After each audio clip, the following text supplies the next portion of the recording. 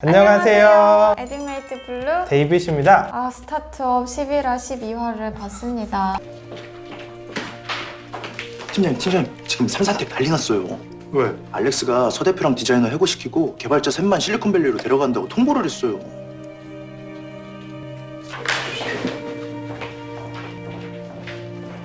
근데 블루는 투스토어에 인수가 되는 걸 보면서 나쁜 이벤트라고 느끼셨어요? 약간 악당이 이래라 너 속았어 채찍질 맞고 슬프고 이런 느낌이었거든요. 그러니까 사실은 저는 되게 투입한 시간과 에너지에 비하면 성공적인 엑시트를 한 게 아닌가? 엑시트라고 하면은 끝나는 건데 좋은 엔딩은 두 가지 정도가 있어요. 뭐 하나는 IPO, 우리가 흔히 주식시장에서 사고 팔 수 있는 기업이 되는 걸 이제 IPO라고 하는 거고, 하나는 지금 삼산텍의 경우처럼 M&A가 되는 경우인데, 저는 삼산텍의 경우는 지금 6개월 된 회사잖아요. 6개월 만에 30억에 회사를 매각했으면 남도산 20억 정도 챙겼고 나머지 멤버들이 약 2억씩, 아버지도 2억, 사촌형 3천만 원. 저는 아주 기뻐해야 될 일이 아닌가. 왜 다들 그렇게 울상인 거예요? 두 가지 이유 때문에, 하나는 눈길이라는 서비스를 할머니를 위해서 만들었는데 이 서비스를 지속할 수 없다라는 것 때문에, 하나는 서달미와 남도산이 떨어져 지내야 한다.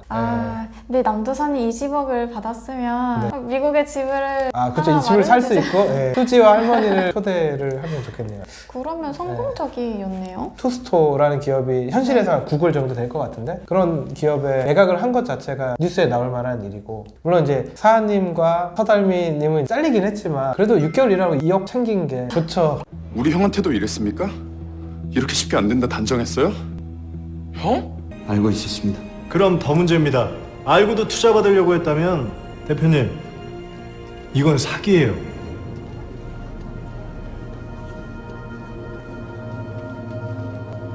한 가지 걸리는 거는 이제 네. 용산이의 형인 것 같아요. 근데 저는 보면서 문득 한재평님이 이렇게까지 죄책감을 느껴야 할 일인가 싶더라고요. 네, 일체형 배터리로 나오면서 비즈니스 자체가 성립되지 않을 환경을 그 대표가 미리 알았음에도 불구하고 투자 유치에 성공을 하는 것도 저는 위험한 일이고, 투자자가 잘못된 투자를 하고 그 중요 정보를 감춘 것은, 그러니까 용산이 형이 사기범이 될 수도 있는 거여서, 한지평님이 그걸 잘 막아주신 것 같고, 투자 유치를 못했다고 해서 그것을 비관해서 자살을 하는 것 자체는 좀 마치 고시 공부하다가 몇 번 낙방을 했는데 그거에 대한 비관에서 목숨을 잃었다와 비슷한 상황인 것 같아요. 그러니까 그게 본인이 스타트업 대표로서 투자를 받고 안 받고가 성공과 실패를 좌우하는 것도 아니고, 한지평님이 올바른 얘기를 해주셨는데 그걸 받아들이지를 못하고 용산이가 한지평님 탓을 하는 것도, 그쵸. 고시 출제위원한테 네가 고시 어렵게 냈으니까 우리 형이 떨어진 거 아니야 라고 하는 거랑 사실 별로 다를 바가 없어 보이기는 해요. 아주 나도 고시는 보겠어. 아주 잘 볼 거야. 네, 그렇죠. 나도 고시 붙어서 복수할 거야, 뭐 이런 건데, 물론 어떤 사람이 목숨을 잃은 거에 대한 거는 너무나 안 된 일이고 실패할 일이긴 하지만 그 탓을 한지평님한테 돌리는 거는 합리적이진 않다. 그리고 이제 제가 생각하기로는 스타트업 투자의 산만 넘는다고 해도 고생길 끝났다 이게 아닌 것 같거든요. 맞아요. 투자는 그냥 연료를 채우는 것일 뿐이고, 네. 앞으로 계속 가야 되는데. 제가 기억하기로는 데이빗이 예전에 삼성전자에서 좀 오래 일을 하시다가 한 6년 정도 일을 했었죠. 스타트업 CEO로 지금은 일을 하시고 계시는데, 어떻게 보면은 대기업과 스타트업 굉장히 다르잖아요. 스타트업 하시면서 너무 힘드실 때 후회가 되거나 하시지 않았는지? 네. 솔직히 말하면 단 한 번도 없는 것 같아요.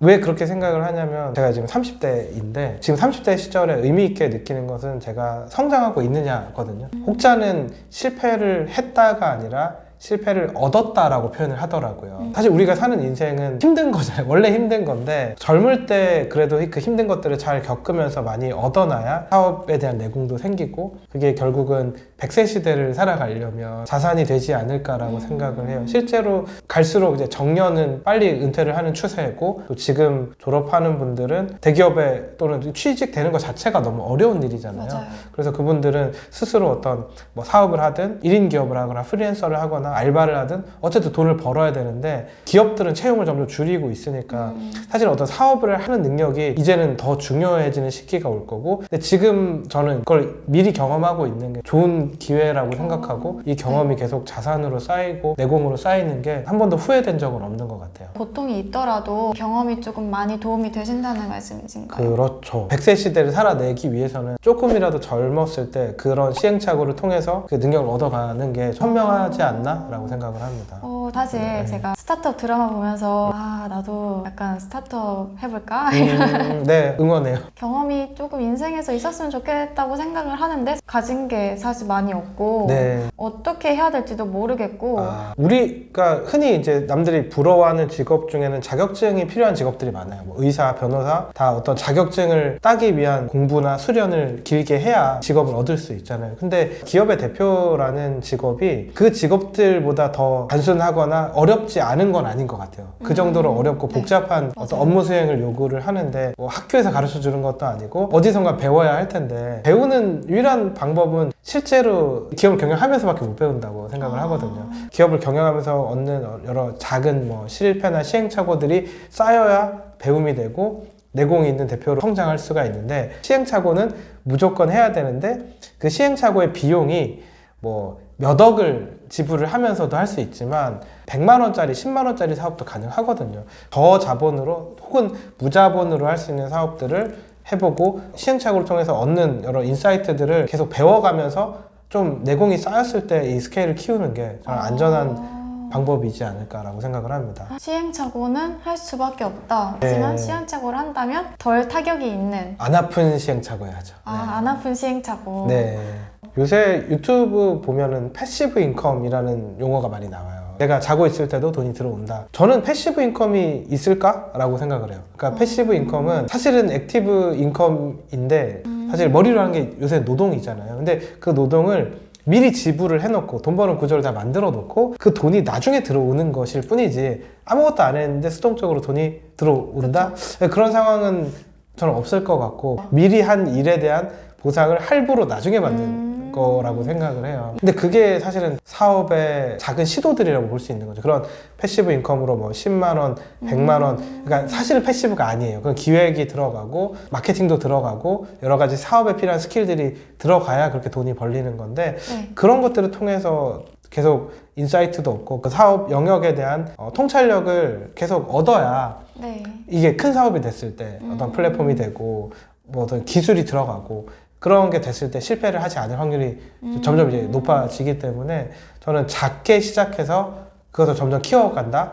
그게 훨씬 더 안전한 방법이라고 생각하고 처음부터 막 투자 받고 막 사람 뽑고 그렇게 되면 그게 잘 안 됐을 때 실패 비용이 엄청나게 커진다는 거죠. 기업들이 채용을 줄이고 있고 채용이 안 되면 본인이 스스로 돈을 만들 수 있어야 되잖아요. 뭐 프리랜서를 하든 1인 기업을 하든 스타트업을 하든 그게 다 작은 사업들인데 사업을 할 수 있는 능력은 더 어렸을 때 익히기 시작할수록 좋다고 생각을 해요. 저희 자녀들은 10대 때 사업을 했으면 좋겠어요. 가능한가요? 가능하죠. 우와. 네, 뭐 중학교, 고등학교들 작은 사업을 만들어서 네. 하고 안 아픈 실패를 계속 반복을 할 수 있다면 10년 동안 시행착오를 해도 20대잖아요. 근데 10년 동안 사업을 하면 얼마나 잘하겠어요. 네. 제가 지금 시작하는 것보다 훨씬 잘할 그렇죠. 것 같아요. 네네. 와, 그러면 작게 시작하는 게 좋다고 하셨잖아요. 네네. 그런 창업이 있을까요? 무자본으로 창업을 할 수 있는 건 저는 많다고 보고요. 뭐 어떤 것들이? 무자본으로. 혹시 블루가 네. 살아가면서 불편하다고 느끼는 부분이 있나요? 저는 네. 왼손잡이인데 네. 지하철 교통카드는 오른손잡이가 찍게 되어 있어요. 네. 뭐 어떤 게 있어요? 무자본으로 네. 정말 무자본으로 시작할 수가 있을까요? 에딘메이트도 무자본으로 시작했잖아요. 플랫폼. 그렇죠. 플랫폼이 세 가지 종류가 있다고 해요. 하나는 커머디티, 생필품, 그 다음에 그로서리, 식료품, 그 다음에 특정 버티컬 플랫폼이 있는데 생필품이나 음식료 같은 플랫폼은 승자 독식의 구조가 되기가 쉽거든요. 왜냐면은 대량으로 사입을 하고 가격 경쟁력이 생기고 소비자가 익숙한 어떤 UX를 가지게 되면 다들 그쪽으로 몰리게 되고 아마존이나 뭐 우리나라에서는 쿠팡이나 마켓컬리 같은 데서 이제 계속 경쟁을 통해서 확보를 해 나가고 있는데 각종 버티컬 플랫폼 같은 경우에는 오늘의 집 같은 어떤 인테리어가 될 수도 있고 이게 에디메이트 같은 어떤 편집 1위는 있을 수 있지만 독점을 하기는 사실상 쉽지는 않거든요. 그러면은 이런 버티컬의 플랫폼을 한다 사람들을 매칭시키는 거는 돈 없이도 시작을 할 수 있는 거죠. 그러면 혹시 수지는 대표로서 어떠신 것 같아요? 사실 수지는 대표로서의 역량을 보여줄 시간도 없었다고 생각을 하고요. 6개월 만에 회사가 매각이 됐으니까 운 좋은 대표죠. 그래서 수지가 보여준 거는 예쁘다는 걸 보여줬죠. 그런데 저는 그래도 마지막에 이제 수지 언니는 좀 대표로서 자격이 많다고 생각하거든요. 경험이 많은 대표인 것 같아요. 그전에도 회사 경영을 했었고 네, 그래서 마지막에 수지가 인재 컴퍼니에 들어가게 되는 게 언니의 CEO적인 능력을 많이 배우기 위해서인가? 라는 생각도 들더라고요. 그건 좋은 자세인 것 같아요. 그러니까 스타트업을 또 창업을 하는 게 아니라 배울 만한 스타트업에 들어가서 그 안에서 경험을 하겠다라는 거는 좋은 자세라고 생각을 해요. 저도 정말 네. 제 안에 저번에 말씀드렸던 CEO가 네. 또 잘하고 창업을 언제? 다음 주에 다음 주에 네. 응원하겠습니다. 네. 오늘 그래도 네. 드라마 보면서 궁금한 게 많았는데 네. 스타트업 CEO이신 데이비드님한테 네. 직접 물어보니까 저는 좀 많이 시원하기도 하고 네. 너무 좋은 것 같아요. 그래서 네. 다음 주에도 또 많이 여쭤보겠습니다. 네. 2번밖에 안 남았네요. 또 남은 2주 리뷰를 열심히 해보도록 하겠습니다. 안녕. 네, 안녕.